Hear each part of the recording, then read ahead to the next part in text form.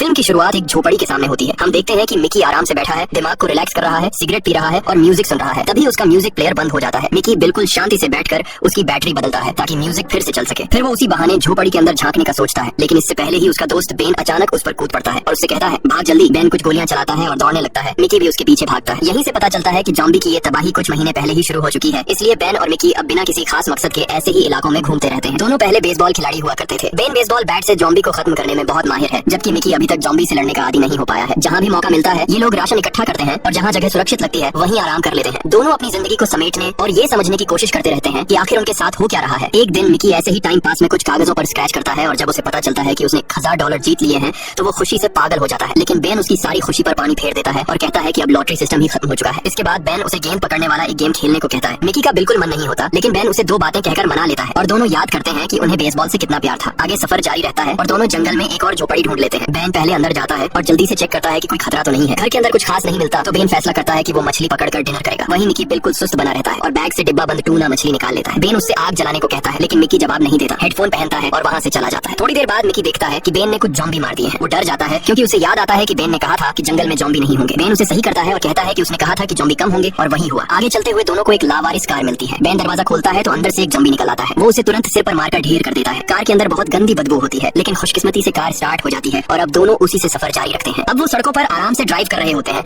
और नजारे का मजा ले रहे होते हैं, भले ही रेडियो काम नहीं कर रहा होता। एक दोपहर मिकी को अपनी पुरानी गर्लफ्रेंड याद आती है और वो बेन को उसके घर चलने के लिए मना लेता है। बेन जॉम्बी चेक कर रहा होता है, तभी मिकी अपनी एक्स का म्यूजिक सुनता है, उसके कपड़ों की खुशबू महसूस करता है और उसके कुछ सामान और परफ्यूम उठा लेता है। गैरेज में बेन को कुछ काम की चीजें, कुछ डिवाइस और एक वॉकी टॉकी मिलती है। मिकी को टूथब्रश मिलती है और काफी समय बाद दोनों अपने दांत साफ कर पाते हैं। इसके बाद बेन कार की पीछे वाली सीट को एडजस्ट करता है और चादरों व तकियों से एक खुली जगह बना देता है। मिकी उस घर में रुकना चाहता है, लेकिन बेन मना कर देता है। दोनों के बीच झगड़ा हो जाता है। बेन मिकी को याद दिलाता है कि वो 3 महीने तक एक घर में फंसे रहे थे, खाना खत्म हो गया था, यहाँ तक कि उन्हें पहले डॉग फूड और फिर कुत्ता तक खाना पड़ा था। मिकी का परिवार भी इसी वजह से मर गया था क्योंकि वो घर में फंसे हुए थे। जब मिकी फिर से रुकने की जिद करता है तो बेन उस पर चिल्ला देता है। सफर आगे बढ़ता है और मिकी ज्यादातर वक्त हेडफोन लगाए रहता है ताकि वो हकीकत से भाग सके। रास्ते में उन्हें गायों से भरा एक मैदान मिलता है। बेन रुककर उन्हें सहलाता है, उनका क्यूट चेहरा देखकर मुस्कुरा देता है। थोड़ी देर बाद वो मिकी से पूछता है कि क्या वो थोड़ी बेसबॉल खेलेगा, लेकिन मिकी म्यूजिक की वजह से सुन नहीं पाता। मजाक करने के लिए बेन पीछे से उस पर कूदता है और जॉम्बी बनने का नाटक करता है। मिकी बुरी तरह डर जाता है। बेन हंसते हुए कहता है कि एक दिन ये हेडफोन ही उसकी जान ले लेंगे। इसके बाद मिकी वॉकी टॉकी की बैटरी बदलता है और एक बेन को देता है ताकि वो उसकी रेंज चेक कर सके। डिवाइस बिल्कुल सही काम करती है। मजाक मस्ती के दौरान उन्हें अचानक दूसरे बचे हुए लोगों का सिग्नल मिलता है। एक लड़की जिसका नाम एनी है और एक आदमी फ्रैंक, जो एक कैंप की बात कर रहे होते हैं जहाँ वो शॉपिंग करते हैं और फिल्में भी देखते हैं। थोड़ी हिचकिचाहट के बाद मिकी उनसे बात करता है और पूछता है कि क्या वो और बेन उनके कैंप में शामिल हो सकते हैं, लेकिन उसे साफ मना कर दिया गया कि कैंप में कोई खाली जगह नहीं है और वो उनकी तलाश करने की कोशिश भी न करे। फ्रैंक ने भी उससे कहा कि वो उनकी फ्रीक्वेंसी से दूर रहे और सीधे कॉल काट दी। मिकी उन्हें लगातार गिड़गिड़ाता रहा कि उसकी मदद करते, लेकिन कोई फायदा नहीं हुआ। बेन पर इसका कोई असर नहीं पड़ा। मिकी पूरी तरह टूट गया। गुस्से में हालात को गालियां देने लगा। बोला कि वो कहीं भी सो सोकर थक चुका है, शिकार करके जिंदा रहने से भी परेशान हो चुका है और ऊपर से बेन की बदबू से भी तंग आ चुका है जो उसे बिल्कुल सड़ी हुई लगती है। लेकिन बेन हंसता रहा और बोला कि जब कैंप वाले उन्हें नहीं चाहते तो परेशान होने की कोई जरूरत नहीं है। अगले कुछ दिनों तक मिकी रेडियो पर कैंप से संपर्क करने की कोशिश करता रहा, लेकिन किसी ने जवाब नहीं दिया। बेन ने उसे सुना जब वो खास तौर पर एनी का जिक्र कर रहा था। तब उसे समझ आ गया कि मिकी इंसानी साथ के लिए इतना बेचैन है कि वो सिर्फ एक आवाज से ही जुड़ गया है। बेन उसका मजाक उड़ाने लगा और बोला कि तू जरूर सोच रहा होगा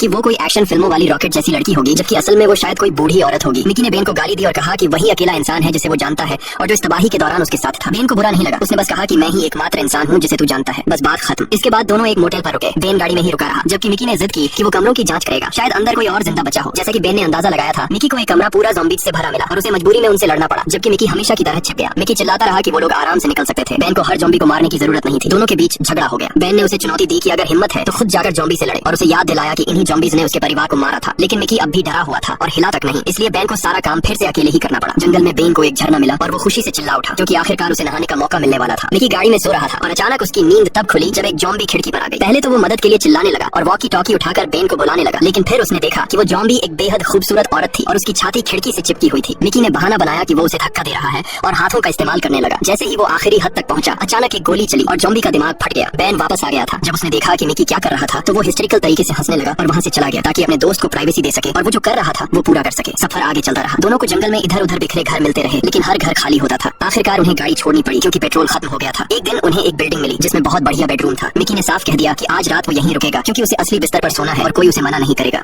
वो बैग खोलने लगा और तभी उसे एहसास हुआ कि उसके हेडफोन गायब है। मिकी बाहर दौड़ा और देखा कि बेन तीर बना रहा है और म्यूजिक सुन रहा है। जब मिकी ने अपना म्यूजिक प्लेयर वापस मांगा तो बेन ने मना कर दिया। उसने कहा कि अगर मिकी ऐसी जगह सोना चाहता है जहाँ भागने का कोई रास्ता नहीं है तो उसे ध्यान भटकाने की इजाजत नहीं मिलेगी। बेन इस बात से थक चुका था कि उसे हमेशा दोनों की तरफ से लड़ना पड़ता है। वो चाहता था कि मिकी होश में आए। मिकी बच्चों की तरह चिढ़ गया और गुस्से में तीर जमीन पर फेंक दी। डिनर के वक्त बेन ने मिकी का मजाक उड़ाया, खासकर गाड़ी में ज़ॉम्बी लड़की वाले हादसे को लेकर। मिकी ने उसे इग्नोर किया और सीधे बेडरूम चला गया। उसने आखिरी बार रेडियो ऑन करने की कोशिश की और हैरानी की बात ये थी कि एनी ने जवाब दे दिया। उसने बताया कि उसे बात करने की वजह से उसे परेशानी हो सकती है और ये भी साफ किया कि कैंप वैसा नहीं है जैसा मिकी सोच रहा है। फिर भी मिकी ने जिद की कि वो वहाँ जाना चाहता है क्योंकि ये किसी पेड़ पर सोने से तो बेहतर ही होगा। उसने ये भी कहा कि वो और बेन बहुत अच्छे दोस्त नहीं थे, बस एक ही टीम में थे जब तबाही आई थी। एनी को लगा कि मिकी बेवजह ज्यादा रो रहा है और उसने कॉल काट दी। उसी वक्त बेन लिविंग रूम में म्यूजिक सुनते हुए शराब पी रहा था और नाच रहा था। अचानक उसे कुछ अजीब आवाजें सुनाई दी तो वो देखने चला गया। सब ठीक करने के बाद जब वो लौटा तो देखा कि मिकी अभी बच्चे की तरह सो रहा था। बेन मिकी से पूरी तरह तंग आ चुका था, खासकर उसके इस रवैये से कि वो खतरे को हमेशा नजरअंदाज करता है। बेन एक खतरनाक मजाक करने का फैसला करता है, जंगल में जाता है और वहाँ से एक जॉम्बी पकड़ कर ले आता है जिसे वह पहले ही काबू में कर चुका था। बेन उस जॉम्बी को घसीटते हुए मिकी के कमरे तक लाता है, जोर से चिल्लाता है ताकि मिकी जाग जाए और फिर दरवाजा बंद कर देता है। मिकी पागलों की तरह चिल्लाने लगता है, मदद के लिए चिल्लाता है, लेकिन बेन बाहर से कहता है कि उसे खुद की रक्षा करना सीखना होगा। काफी लंबी लड़ाई के बाद मिकी आखिरकार बेसबॉल बैट से जॉम्बी को मार देता है। बेन दरवाजा खोलता है और उसे देखकर गर्व महसूस करता है, लेकिन मिकी गुस्से में पागल हो जाता है और अपने दोस्त पर झपट पड़ता है, उसे कुछ मुक्के मारता है, फिर जाकर शांत होता है। जंगल में बेन देखता है कि मिकी बहुत उदास और परेशान है। मिकी उसे एनी के साथ हुई बातचीत के बारे में बताता है। बेन उसे वापस घर ले आता है और फिर बेन बेसबॉल खेलकर उसका मूड हल्का करने की कोशिश करता है। खेलते समय अजीब सी आवाजें निकलती हैं और दोनों हंस पड़ते हैं। वे सोचते हैं कि एनी सिर्फ रेडियो की एक आवाज भर है। उस दिन के बाद मिकी ज्यादा सावधान हो जाता है और काम में हाथ बढ़ाने लगता है। वह मछली पकड़ता है, ज्यादा म्यूजिक नहीं सुनता ताकि वह और बेन आपस में बात कर सके। जब उन्हें एक सेबों का बाग मिलता है तो वे ढेर सारे सेब खाते हैं और फिर बेसबॉल खेलते हैं। आखिर में उन्हें दो कारें मिलती हैं। वे सोचते हैं कि एक से दूसरी में पेट्रोल निकाल कर भर लें। मिकी नोटिस करता है कि इंजन अभी भी गर्म है, यानी ड्राइवर कहीं आसपास ही है। बेन जोर जोर से चिल्लाकर किसी को बुलाने की कोशिश करता है, लेकिन कोई जवाब नहीं आता। वह फिर भी पेट्रोल निकालने का फैसला करता है। अचानक जेर्री नाम का एक आदमी पीछे से मिकी को पकड़ लेता है, चाकू उसकी गर्दन पर रखकर उसे बंधक बना लेता है और कार की चाबियां मांगता है। वह कहता है कि उसे एरिजोना जाना है। बेन अपनी पिस्तौल निकालता है और साफ कहता है कि उसके पास चाबियां नहीं है। वह यह भी कहता है कि उसे यकीन नहीं होता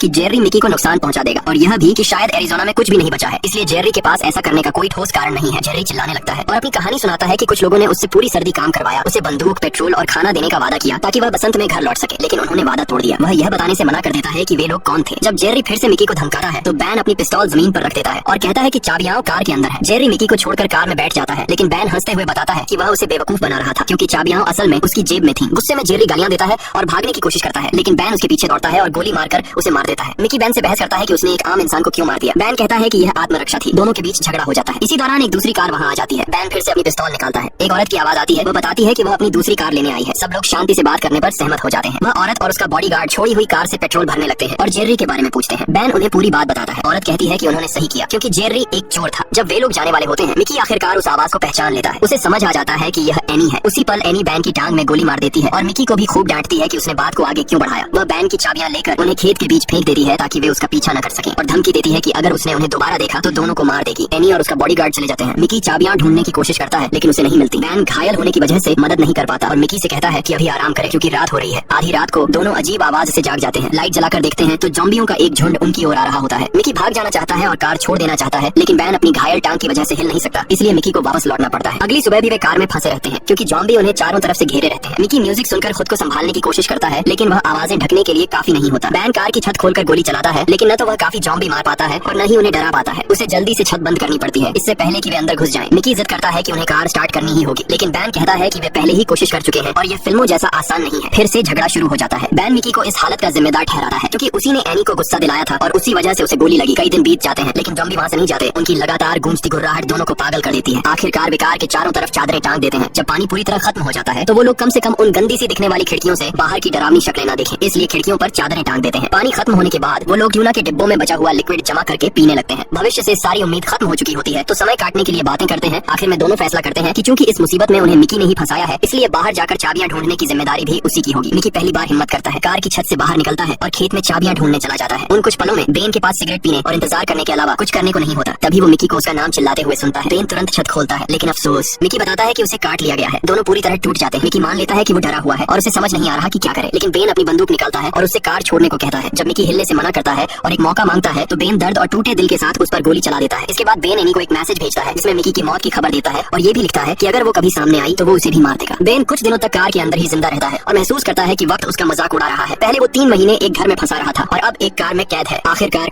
वो इस जिंदगी से तंग आ जाता है और फैसला करता है कि अब फिर से बाहर जीने की कोशिश करनी होगी। वो मिकी के हेडफोन पहनता है, सड़क पर चल पड़ता है और पीछे पीछे जॉम्बियों का एक झुंड उसके पीछे दौड़ता हुआ आ रहा होता है और इसी के साथ फिल्म खत्म हो जाती है। मिलते हैं अगली नई कहानी और नए सारांश के साथ। धन्यवाद देखने के लिए।